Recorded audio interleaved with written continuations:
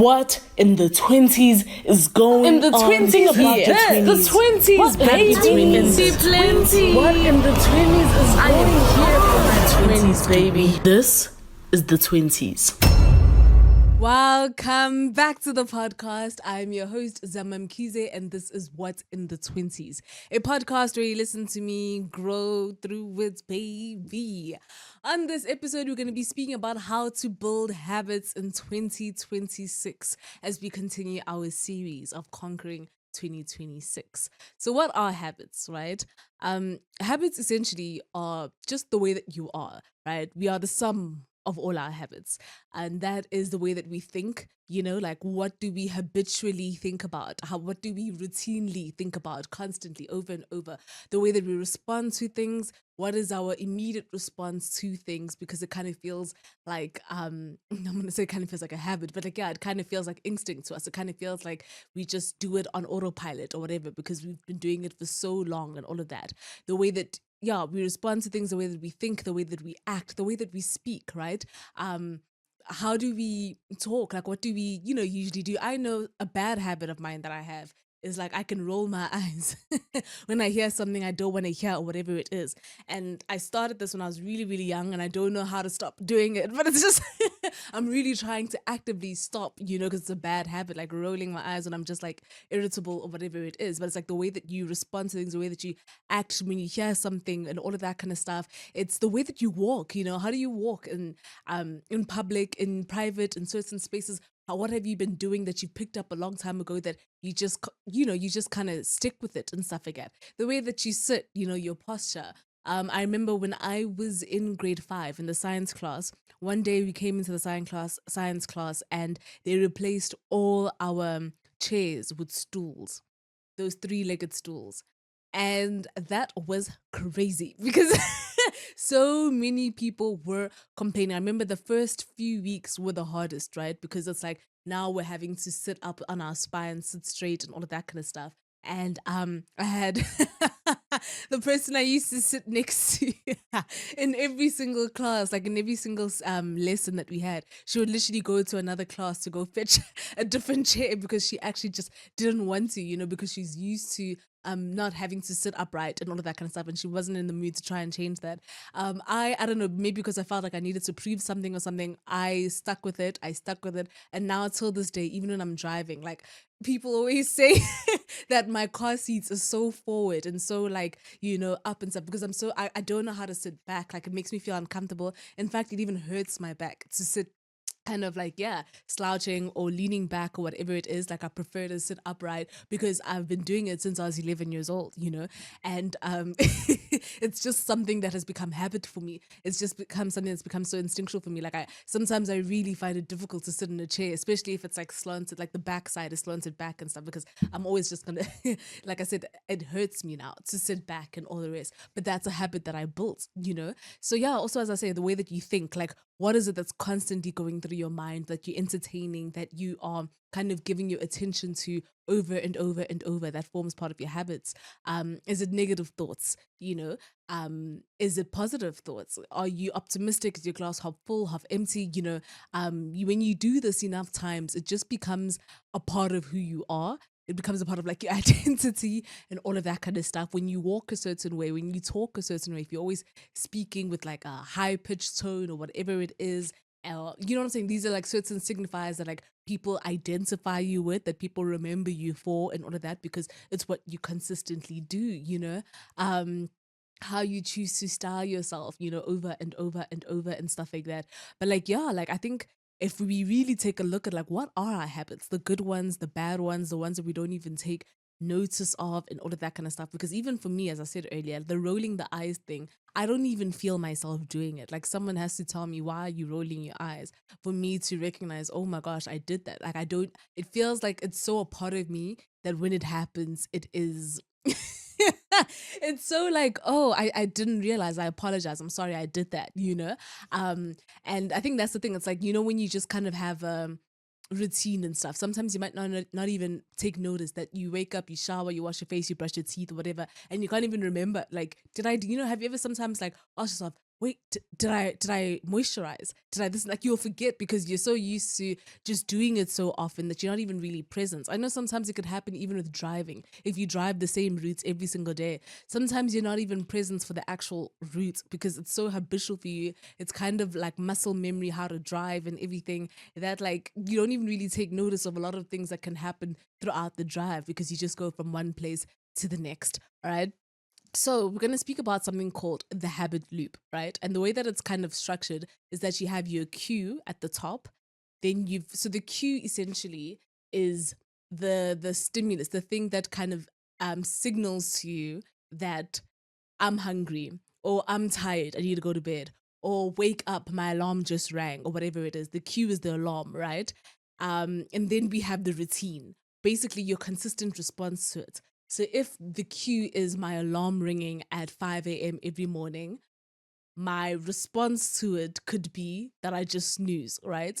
My habit and all of that that I continuously do, just like, actually, just snooze it, just snooze it. You know, those people that have like 12 different alarms in the morning. They've got one for 10 to 5, 5 o'clock, 5 past 5, 12 past 5, you know, all of that, so that they can make sure they get up by like 6 o'clock. Their habit, they've trained their mind to respond to an alarm ringing by just snoozing it or by just turning it off or whatever it is because they've taught themselves that another one's gonna come later or whatever it is.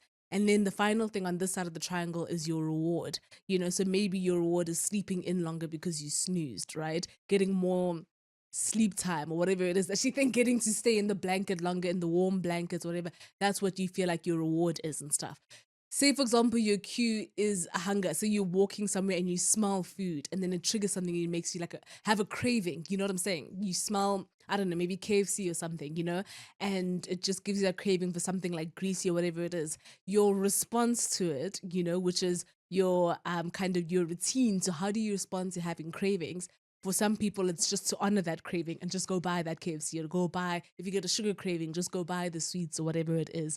And then your reward is that your need has been satisfied, right? Now, something that a lot of people might not realize is that the cue and the response, I mean, the cue and the reward are always linked, right? It doesn't matter the routine, but the cue and the reward is linked. So, if your reward is that I'm putting this alarm so that I can be up at 6, right? Your routine could be that it's either that you snooze, you put a whole bunch of alarms in between, you know, so that you get up at 6. The reward is that you woke up early, or you could train yourself to make your routine that if I put an alarm at 6, I'm going to wake up at 6. No excuses, no whatever it is. And so you make the routine. I wake up and I have to go. Maybe you put your phone across the room, right? So when your alarm rings, you have to actually get out of the bed, walk all the way to your phone to turn it off, you know, and now you're up, you're out of bed, you're awake, which is the reward. I woke up at 6 a.m. I'm out of bed, I'm early in the morning, you know what I'm saying? I'm prepared for the day type of situation. So, am I making sense? So, it doesn't matter necessarily what your routine is. Your routine is based off of your habits. And that's what we're going to really try and tackle today, right? What is it that how is it that you consistently respond to cues in your life that form the habits that you have, you know? Especially if we're going to be speaking about wanting to obtain our goals and whatever it is. If we get hungry, say for example you're trying to eat better, right? You're trying to make sure you're getting the right amount of protein, all that kind of stuff during your day. If you're hungry and your consistent response is to just order food or get takeouts or whatever it is because it's just easier, more convenient, or whatever it is. Yes, the reward is that you're going to be that you're fed, right? And so it doesn't even matter. Your brain can't even tell the difference when it comes to what it is that you're doing because it just wants the reward and the satisfaction of I'm full now, you know? But what we need to do is now change our routine to be that if I'm hungry, I go and find a healthier alternative, or I go and make food in the house, you know, in the kitchen, whatever, make a home cooked meal or whatever it is, because your reward will be the same. I'm fed, I'm satisfied. It might even be more rewarding because you feel like you stuck to your plan, you stuck to your goal, you feel more energized, you know, you're reaching the goals that you want in terms of how much protein you want to have, fats, oils, all of that kind of stuff, carbs, this and that, because you're sticking to your meal plan, right? And so yeah. I hope you're getting what I'm trying to say here. Is that we all have our cue, our response, our routine, and our reward, right? But the most important thing that I'm trying to get across to you is what are we doing with our response to our cues?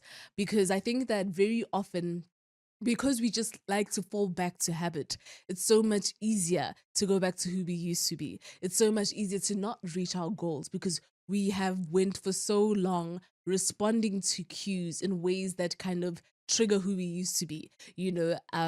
If a friend of yours calls you really late at night when you know you have a submission to, um honor, right, to do, and they call you to come out, to come hang out, maybe your usual response, your routinely response is always to say yes because you're always kind of keen to have a good time and all of that kind of stuff with your friends and stuff like that. And so it feels automatic because you don't want to let them down. You don't want to feel like you're missing out on anything. You don't want to feel like you're being left behind and all of that kind of stuff. And so you instinctually just kind of say, yeah, of course, I'll be there, whatever. And you pay the price. You pay the price because you don't change the routine of having boundaries. You don't change the routine of having a plan, of having a system, of having a schedule and all of that because you're willing to compromise and all of that for certain people and all of that. And the cue is just like, it just comes at you and you just feel like you have to honor, you just have to be there, you have to this and that. But you need to start prioritizing and adjust your habits to your priorities, right? So how do habits stick? Because we can create habits. We can say these are the things that I want to do and all of that kind of stuff. But how do we actually get to do it? So there's this part of the brain called the basal ganglia, right? Which is basically responsible for your automative systems and like how you do things every day that becomes automated, right? That remember when I told you that sometimes you don't even recognize when you take a shower, brush your teeth, moisturize, or whatever it is, because your brain already kind of signals to the body this is the next thing to do, the next thing to do, the next thing to do. It automates your behaviors and stuff like that. And so the way to do that, the way to kind of download information into that part of the brain is by repetition. You have to do that thing over and over and over and over and over. Every time your alarm rings at 5 a.m., you have to make the decision not to snooze over and over and over until it becomes automated in you, until it just becomes like breathing. Oh, it's 5 a.m., it's time to get up. I know that I would wake up at 5 a.m. for so long that I didn't even need my alarm anymore. It became body clock. Like my body clock would just kind of just be like, it's time to get up. And I would see it would even be like a few minutes before 5 or whatever. But like, yeah, I got to a stage where I didn't need an alarm anymore because I'm so used to waking up early all the time. It's something I've been doing for years, especially like if you continue the routine from when you were in school and all of that kind of stuff. Like it's a lot more easier to kind of maintain that kind of system and all of that. But that's the thing. It's like if you now make your responses to all your cues to, oh, I'm not gonna order out, I'm not gonna eat out or whatever it is, I'm going to go downstairs or go wherever the kitchen is and stuff and make myself a meal or whatever it is. It becomes so habitual for you, because that's what you're kind of creating neurologically. That's what you're actually really doing for yourself, is that because you're doing it over and over and over. If you're saying I go to the gym at this time every single day over and over and over, it just becomes so much easier for you to do because now it's just a part of your routine. Environmental design, if you say so, part of what I said earlier about putting the phone across the room, right? That is making life a lot more easier for you to get out of bed. If your struggle is that I don't know how to get out of bed early in the morning, but putting my alarm across the room or whatever it is helps to do that, you are designing your space to accommodate your goals, and that's how habits kind of form. The same thing with like going to gym, putting your clothes out the day before, whatever it is, so that you already know what to wear, it limits the decision fatigue you would have to do in terms of honoring your goals because it's already laid out for you. You're making life easier for you. You're moving to the path of least resistance, because your entire environment is built in a way that supports what it is you're trying to do. And that's how your habits will stick, like it just makes it easier. If you park further, than where you need to go, you're taking in more steps. You're creating an environment where you're now getting your steps in because, if I choose to take the steps instead of the elevator and all of that kind of stuff, you're just kind of moving with that kind of mindset. How can I create a space around me that supports the habits I'm trying to, implement and stuff like that? I want to implement walking more or whatever it is, which means like, park, as I said, parking further. That's something I've, started trying to do or whatever, instead of just the convenience of just like making two steps and I'm already at the door, whatever it is. Like, how can I actually make a journey out of it and stuff like that? And it achieves a goal. And that's part of also habit stacking. Habit stacking is a great way. So if you feel like I don't have enough time in my day to do everything, a lot of people feel like cooking is so time consuming. Why do I need to cook or whatever? If you stack your habit of like, maybe I want to read, I want to listen to a podcast today, but I also need to cook. You can do that both at the same time. You can have a podcast playing in the background while you're making yourself a meal. And those are two goals ticked off for your day. Am I making sense?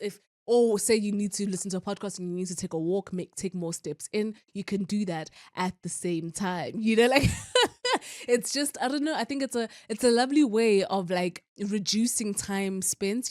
Also, if your problem is I don't have enough time, meal prep. So then you do it all on maybe a Sunday and you have more time during the week to do everything else that you need to do. The thing of like excuses, it has to release us. We have to be released from the shackles of excuses. It is holding us back and taking us nowhere near where we need to be. And I know like that's sometimes why I'd always feel like it's so much easier just to order food and get it over and done with, because I'm like, I don't have the energy or the time or the patience or all of that kind of stuff to go make myself a meal. But then the reward is so much better. It's so much greater, because now you feel satisfied, you feel more energized and all of that kind of stuff. And you also completed your other goal of saving money. If that's part of your goals and stuff like that, I don't want to spend as much money and all of that kind of stuff on fast food, all of that kind of stuff. When you choose to change your response to the cue, you're honoring that too. And that's what I'm saying. We're trying to make our lives easier, and people think it's so hard to change your life, but it's more about simplifying it as much as possible, that this plus this plus this equals all of your goals stacked up. And that's what I mean by habit stacking. Think of ways to kind of like think about even your drive to work. What could you be doing that is productive, that also like helps you reach your goals and all of that kind of stuff? Instead of thinking there's just not enough hours in a day, not enough time, not enough this for you to be able to do that, right? Another thing is like your identity. I speak about this all the time. Like, how is it that you think of yourself? What is it that you label yourself as? Because when we so there's this part of our brain in the front, right, called the prefrontal cortex, right? And that is responsible for a lot of like your planning, your decision making, the way that you just kind of identify and all of that. So if you identify yourself as someone who, let's go back to the example, say I'm someone who is, I love to gym and I love to walk and I love to eat healthy or whatever it is. If you make that your labels, your prefrontal cortex is constantly trying to find information that aligns with that identity, which means that you will make decisions based off of that. You will make decisions from your meals based off of who you say you are. You'll make decisions off of like, how you exercise, your activity through the day and all of that kind of stuff based off of who it is you say you are. And if you do it habitually over and over and over, it becomes automated into you, that it really does form part of who you are, that eventually everybody else starts identifying you based off of that. It is so it is so important, like even self-control and self-discipline. If you say that I am someone who loves to make sure that I don't know, submit all my tasks on time and all of that kind of stuff, you're not gonna compromise on that in terms of going out and all of that kind of stuff, because you have a due date, a deadline,